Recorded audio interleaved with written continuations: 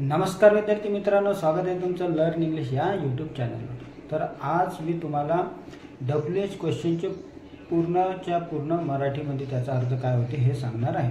तुम्हाला English grammar शिकायचं आहे किंवा स्पोकन इंग्लिश शिकायचं आहे तर हे WH क्वेश्चन माहीत पाहिजे। तर आपण व्हिडिओला चालू करू। नवीन असाल तर चॅनलला सबस्क्राइब करा, व्हिडिओ आवडल्यास लाईक करा आणि हा व्हिडिओ आपल्या मित्रमैत्रिणींना भाऊ बहिणींना पण शेअर करा, म्हणजे त्यांना पण इंग्रजी आली पाहिजे। तर चला सुरू करू। सगळ्यात पहिलं बघा, कधी जर म्हणायचं असेल कधी तर कधीले म्हणायचं व्हेन। व्हेन म्हणजे कधी, वेअर म्हणजे कुठे, हू म्हणजे कोण, व्हॉट म्हणजे काय, हाऊ म्हणजे कसा, कशी, कसं, कसे याच्यासाठी वापरल्या जाते।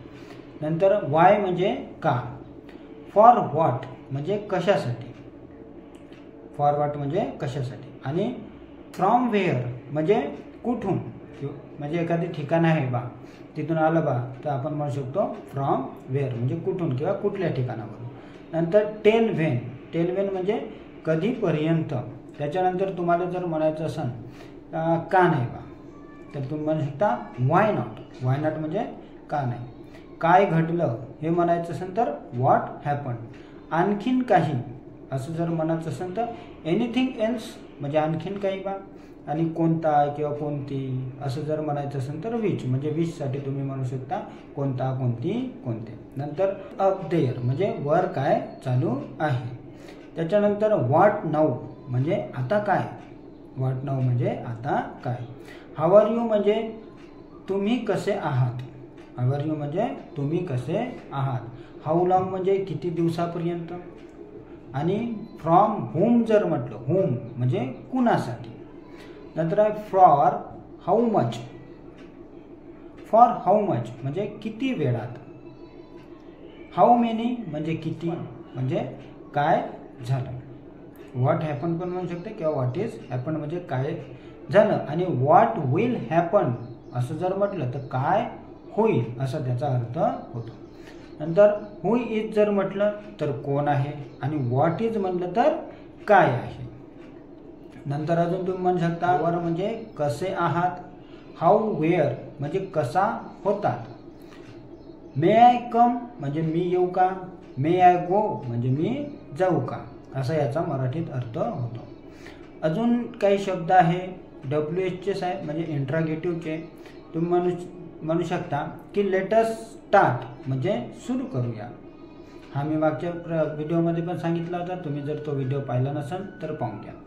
नंतर आहे where are you going, where are you going म्हणजे तू कुठं चालला, किंवा वेन डिड यू कम तू कधी आलात असं विचारायचं असेल तर वेन डिड यू कम। नंतर is anyone there, is anyone there म्हणजे कोणी आहे का, टू नो म्हणजे तुला माहीत आहे का।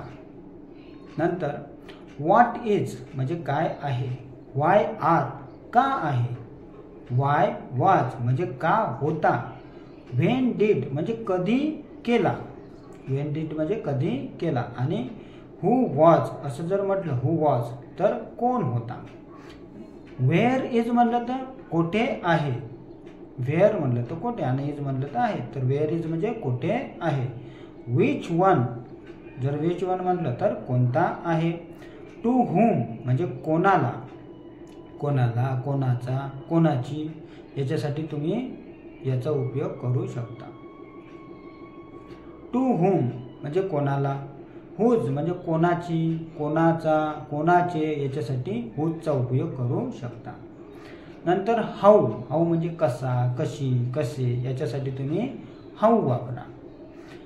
हाऊ फार इज इट म्हणजे किती दूर आहे याच्यासाठी हाऊ फार इज इट। नंतर हाऊ मच बघा, हाऊ फार आणि हाऊ मच, हाऊ फार म्हणजे किती दूर आहे, आणि हाऊ मच म्हणजे जेव्हा आपण एखादी संख्या आहे ते आपल्याला मोजण्यासाठी आपण त्याचा उपयोग करतो, म्हणजे किती बा म्हणजे जे काही संख्या असू शकते किंवा पाणी असू शकते, वेळ असू शकते, याच्यासाठी आपण हाऊ मचचा उपयोग करतो। आणि हाऊ लॉंग जर म्हटलं तर किती लांब, किती लांब किंवा किती दूर म्हणजे वेळेसंबंधित याचा उपयोग तुम्ही करू शकता। तर हे सगळेच्या सगळे तुम्हाला WH क्वेश्चन मी दिलेले आहे, याचा चांगला सराव करा। हे WH क्वेश्चन तुम्हाला ग्रामरमध्ये पण कामी येणार आणि इंग्लिश बोलण्यासाठी पण कामी येणार. तर तुम्ही ह्या सेंटेन्सची जास्तीत जास्त प्रॅक्टिस करा. व्हिडिओ आवडल्यास लाईक करा, नवीन असाल चॅनलला सबस्क्राईब करा आणि हा व्हिडिओ आपल्या मित्रमैत्रिणींना पण शेअर करा.